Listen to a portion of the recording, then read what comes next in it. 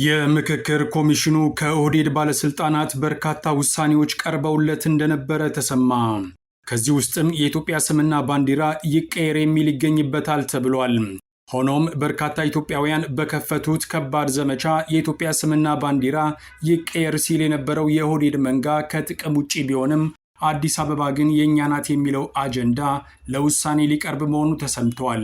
የኦህዴድ ሰዎች አጼ ሚኒሊክ ከተማዋን ከመመስረቱ በፊት ነዋሪ ነበርን የሚል መከራከሪያ ቢያቀርቡም የታሪክ ምሁራን ግን በኖረ ከሆነ የአማራ ነገስታት ከ700 ዓመታት በፊት አዲስ አበባ ውስጥ እንዳሉ ይሞግታሉ። ሰፊ መረጃውን የምሰሙት ይሆናል። የቀይ ኮከብ ዘመቻ የሚመስለው የአብይ አህመድ ሰራዊት ጥቃት በበርካታ የአማራ ክልል አካባቢዎች መስፋፋቱ ተሰማ። ከአየር ኃይል ጀምሮ ሀገሪቱ አለኝ የምትለው ከባድ መሳሪያ የተሰለፈ ሲሆን በምድርም ባየርም ጥቃቶች ቀጥለዋል ተብለዋል። ፖለቲካዊ ታዛቢዎች ደርግንም አንድ ሰሞን እንዲህ እንዳደረገው በማስታወስ አብይ አህመድ ፋኖን ማሸነፍ አይችልም ብለዋል። ጀነራል ባጫ ደበሌ የአፍሪካ ህብረት በሀገሪቱ ቀውስ ላይ ጣልቃ እንዲገባ ሲማጸን፣ የኦነጉ ዳውድ ኢብሳ በበኩሉ ወደ ኦሮሚያ እንዳመጡብን ሲል አስጠንቅቋል። ሰፊ መረጃውን በሰዓቱ ትሰሙታላችሁ። የኬንያው ፕሬዚደንት ዊሊያም ሩቶ የሀገሪቱ ህዝብ ቤቱ እንዲቀመጥ በተደጋጋሚ ቢያስጠነቅቁም በርካታ ወጣቶች ወደ ናይሮቢ መትመማቸው ተሰማ። ወጣቶቹ የዛሬ 2 ዓመት የተገደሉባቸውን ዜጎች ለማሰብ የወጡ ሲሆን እግረ መንገዳቸውንም ዊሊያም ሩቶን ሲያብጠለጥሉ ውለዋል። የአገሪቱ ፖሊስ 355 ወጣቶችን አስሬያለሁ ቢልም ፖለቲካዊ ታዛቢዎች ግን ህዝቡ ፕሬዚዳንቱን በቀላሉ የሚለቅ አይመስልም ብለዋል። ዓለም አቀፉ የድንበር የለሽ የሐኪሞች ቡድን የአብይ አህመድን አገዛዝ በይፋ ተችቷል። ድርጅቱ በትግራይ ጦርነት ወቅት የተገደሉበትን 3 ሰራተኞቹን ጉዳይ የብልጽግናው አገዛዝ ማረሳሳት ይፈልጋል ሲል ከሷል። አሁን በቀጥታ ወደ ዝርዝሩ አልፈናል።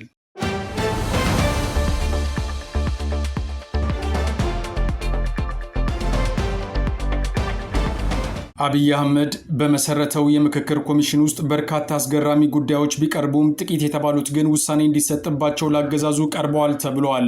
የህዝብን ስሜት በማጤን እንዲቀሩ ከተደረጉት ውሳኔዎች ውስጥ ደግሞ የኢትዮጵያ ስምና ባንዲራ ይቀየር የሚል ሁሉ እንደሚገኝበት የታወቀ ሲሆን ውጤቱ ምን ሊሆን እንደሚችል ቀድሞ ከግምት በማስገባት ብልጽግና ይቅርብኝ ማለቱ ተሰምተዋል። እነዚህ የሀገርና የባንዲራ ጥያቄዎች ለጊዜው ቢቆዩም የዋና ከተማዋ አዲስ አበባና የድሬዳዋ ጉዳይ ግን አሁንም አሳሳቢ ሆኖ ቀጥሏል ተብሏል።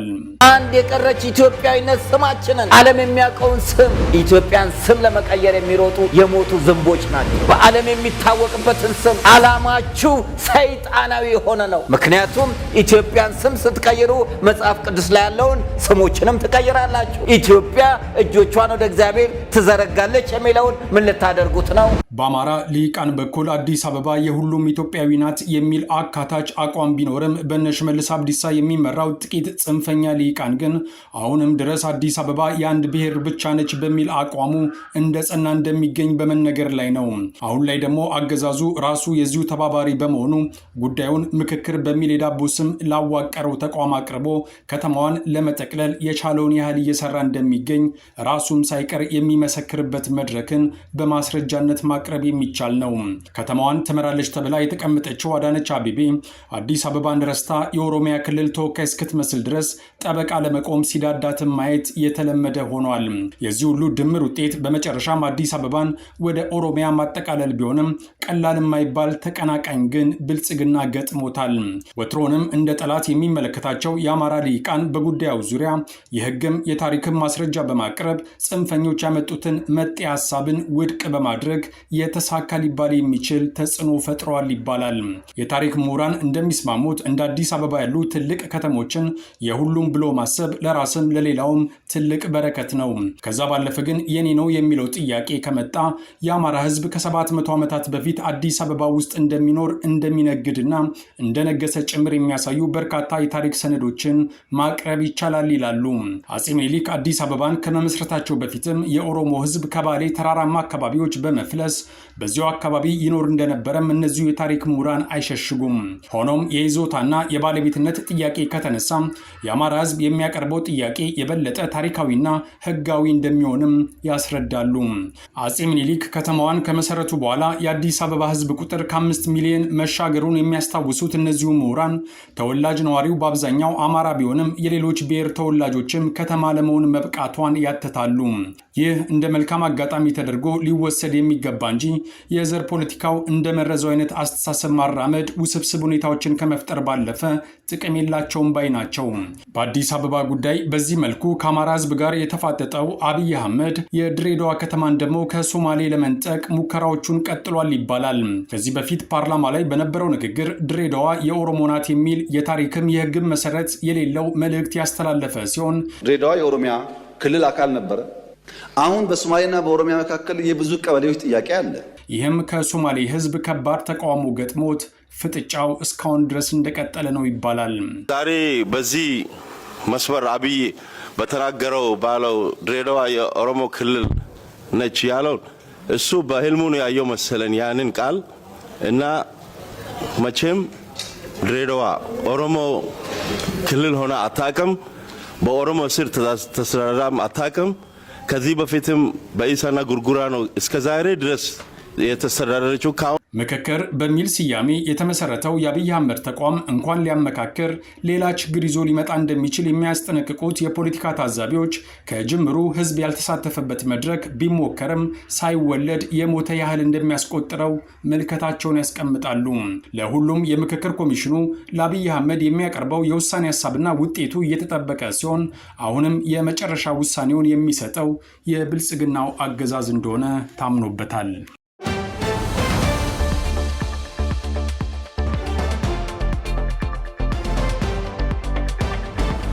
የብልጽግናው አገዛዝ በፋኖ ሰራዊት ላይ የመጨረሻ ያለውን እርምጃ መውሰድ መጀመሩ ተሰምተዋል። ድሮን፣ ሄሊኮፕተር፣ በአንዳንድ አካባቢዎች ደግሞ ጀት ሳይቀር የተሰማሩበት የብልጽግና ዘመቻ አሁንም ተጠናክሮ ቀጥሏል ተብሏል። በክልሉ ያለው ከባድ ውጊያ እየተባባሰ በመምጣቱ የብልጽግና ሰራዊት ሬሽንና ቁስለኛ ለማመላለስ ሄሊኮፕተር በስፋት እየተጠቀመ እንደሚገኝም የዓይን እማኞች ለአስራት ባደረሱት መረጃ አረጋግጠዋል። በዚህ ብቻም ሳያበቃ በርካታ ከባድ መሳሪያዎች ወደ አማራ ክልል መጓጓዝ መጀመራቸው የታወቀ ሲሆን የክልሉ ጦርነት በሚቀጥሉት ቀናት ተባብሶ ሊቀጥል እንደሚችልም ወታደራዊ ባለሙያዎች ምልከታቸውን በማስቀመጥ ላይ ናቸው። አብይ አህመድ ሰሞኑን በስፋት የጀመረው ጥቃት ዋና ዓላማ እስከ መጪው ሰኔ 30 ድረስ ካልሆነም እስከ ሐምሌ 10 ድረስ ፋኖን አጠፋለሁ የሚል ቢሆንም የገጠመው መከላከልና መልሶ ማጥቃት ግን አሁንም ድረስ ያገዛዙ ሰራዊትን በወጣበት እያስቀረው ይገኛል ተብሏል። አገሪቱ ያላትን በሰማይም በምድርም የሚገኘውን ኃይል በሙሉ ወደ አማራ ክልል እንዳስገባ የሚነገርለት አብይ አህመድ መንግስቱ ኃይለማርያም ካወጀው የቀይ ኮከብ ዘመቻ ጋር ያመሳሰሉት ታዛቢዎችም አልጠፉም። ደርግ ሻቢያን ለአንዴና ለመጨረሻ ጊዜ ለማጥፋት የቀይ ኮከብ ዘመቻን በሻቢያ ላይ ቢከፍትም የራሱን መሳሪያ ተቀብለውት አስመራ እንደገቡ የቅርብ ጊዜ ታሪክ ሆነዋል። አብይ አህመድም በአዲስ ትንፋሽ ይዞት የገባው ኃይል በፍጹም ፋኖን ሊቋቋመው እንደማይችል የበርካታ ታዛቢዎች እምነት ሆኗል።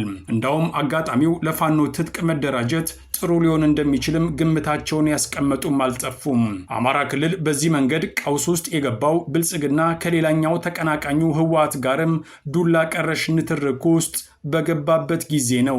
የቀድሞ የህወሓት ምርኮኛ አለምሸት ደግፌ ህወሓት ከውስጥም ከውጭም ያሉ ጠላቶቻችንን ሰብስቦ ሊበታትንን ነው በማለት ያስጠነቀቀ ሲሆን ሌላኛው ምርኮኛ ባጫ ደበሌ ደግሞ የአፍሪካ ህብረት አንድ ነገር ይፍጠር ሲል ተማጽነዋል። ብርሃኑ ጁላ የት እንደጠፋ ባይታወቅም የኦነጉ ዳውድ ኢብሳ ግን ጀነራሎችን ወክሎ በኦሮሚያ በኩል እንዳመጡ ሲል አስጠንቅቋል።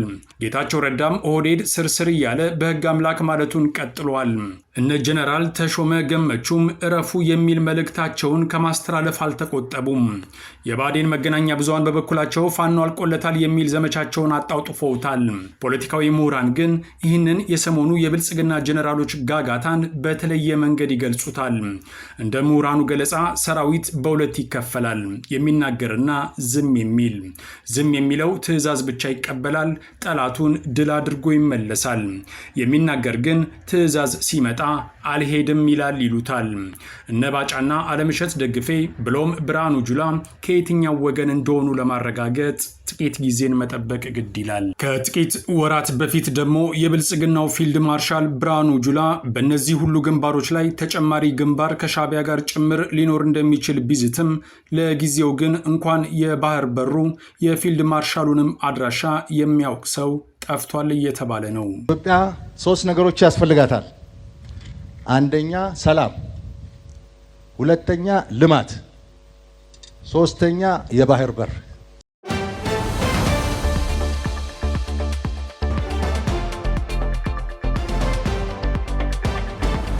የኬንያ ፖሊስ 355 ተቃዋሚዎችን ዛሬ ማሰሩን ይፋ አድርጓል።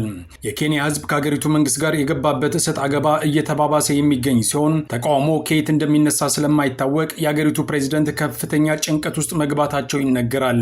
ዛሬ የተነሳው ተቃውሞ ደግሞ ምክንያቱ አዲስ ነገር ተፈጥሮ ሳይሆን ሕዝቡ የዛሬ 2 ዓመት በመንግስት የጸጥታ ኃይሎች የተገደሉበትን ዜጎች በተቃውሞ እንዘክራለን በማለቱ የተከሰተ ነው። የሀገሪቱ ፕሬዝደንት ከቀናት በፊት ህዝቡ ቤቱ ተረጋግቶ እንዲቀመጥና አደባባይ እንዳይወጣ ቢያስጠነቅቁም መልእክቱን ከቁብ ያልቆጠረው የኬንያ ወጣት ከተለያዩ የአገሪቱ አካባቢዎች በመትመም ወደ ዋና ከተማዋ ናይሮቢ ሄዷል ተብሏል። ሁኔታውን በቀጥታ መከላከል አደጋ እንዳለው የተረዳው የኬንያ ፖሊስ ወደ ናይሮቢ የሚያስገቡ ሁሉንም መንገዶች በሽቦ አጥሮ በመዝጋት ህዝቡ እንዳይገባ ማገዱን የአገሪቱ መገናኛ ብዙሃን ዘግበዋል። ሆኖም ግጭት መፈጠሩ ያልቀረ ሲሆን የሰው ህይወት ባይጠፋም 355 ወጣቶች መታሰራቸውን የአገሪቱ የደህንነት ሚኒስትር ይፋ አድርገዋል። ክስ እንደሚጠብቃቸውም ዝተዋል። የሀገሪቱ መንግስት የዛሬውን ተቃውሞ እንደተቆጣጠረ ቢነገርም የኬንያ ፕሬዝደንት ግን አሁንም ከፍተኛ ጫና ውስጥ እንደሆነ ይነገራል። ቀላል ቁጥር የሌለው ወጣት የምርጫ ጊዜ ሳይደርስ ፕሬዝደንቱ ስልጣን እንዲለቁ ይፈልጋል ይባላል።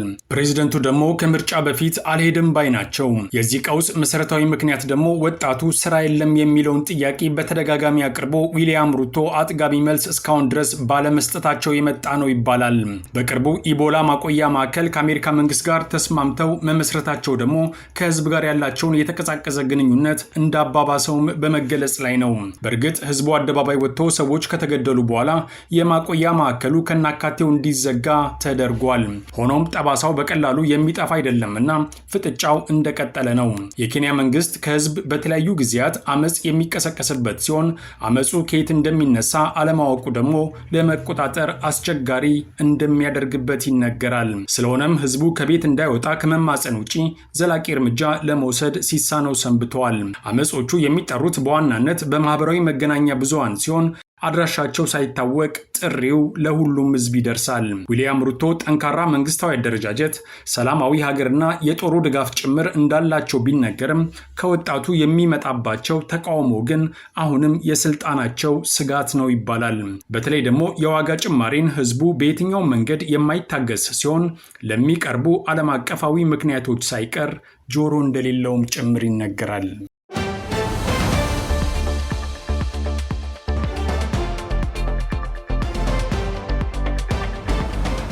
በመጨረሻም ዓለም አቀፉ ድንበር የለሽ የሐኪሞች ቡድን ከ5 ዓመት በፊት ትግራይ ውስጥ በ3 ሰራተኞቹ ላይ በተፈጸመው ግድያ የብልጽግናው መንግስት ያደረገውን ምርመራ እንዲያጠናቅቅና ውጤቱን ለዓለም ይፋ እንዲያደርግ ጠይቋል። ድርጅቱ ተደጋጋሚ ጥያቄ ቢያቀርብም አገዛዙ እስካሁን ድረስ የምርመራ ውጤቱን አላሳወቀኝም ሲል ከሷል። የሰራተኞቹ ግድያ ሊረሳ ወይም በዝምታ ሊታለፍ እንደማይገባው አጽንኦት የሰጠው ድርጅቱ ግድያው በረድኤት ሰራተኞችና በሕክምና ባለሙያዎች ላይ የሚፈጸሙ ጥቃቶችን የተመድ አባል ሀገራት መመርመርና ጥቃት ፈጻሚዎችን ተጠያቂ ማድረግ እንዳለባቸው የጸጥታው ምክር ቤት ያጸደቀው ሕግ ተግባራዊ ሊሆን እንዳልቻለ ማሳያ ነው በማለት አብይ አህመድን ተችተዋል። የድርጅቱ ሰራተኞች የነበሩት ስፔናዊቷ ማሪያ ሄንዴዝ እና ኢትዮጵያዊው ቴድሮስ ገብረ ማርያም እንዲሁም ዮሐንስ ሀለፎም በሰሜኑ ጦርነት ወቅት የሕክምና እርዳታ ለመስጠት የድርጅቱ አርማ ባለበት ተሽከርካሪ በመጓዝ ላይ ሳሉ ማንነታቸው ባልታወቁ የታጠቁ አካላት እንደተገደሉ ይታወሳል ተብሏል። ድርጅቱ ከዓመት በፊት ባወጣው የመጀመሪያ ደረጃ የምርመራ ሪፖርት ግድያው ሆን ተብሎ እንደተፈጸመና በሰዓቱ የአብይ አህመድ ሰራዊት ወታደራዊ ተሽከርካሪ በአካባቢው መታየቱን ማረጋገጡ ገልጾ ነበር። ብልጽግና የገዳዮቹን ማንነት አረጋግጣለሁ የሚል ሐሳብ አቅርቦ የነበረ ቢሆንም ለበርካታ ዓመታት እስካሁን ድረስ ምንም አይነት ምርመራም ሆነ ውጤቱን ለዓለም ለማሳወቅ የፈለገ አይመስልም ተብሏል።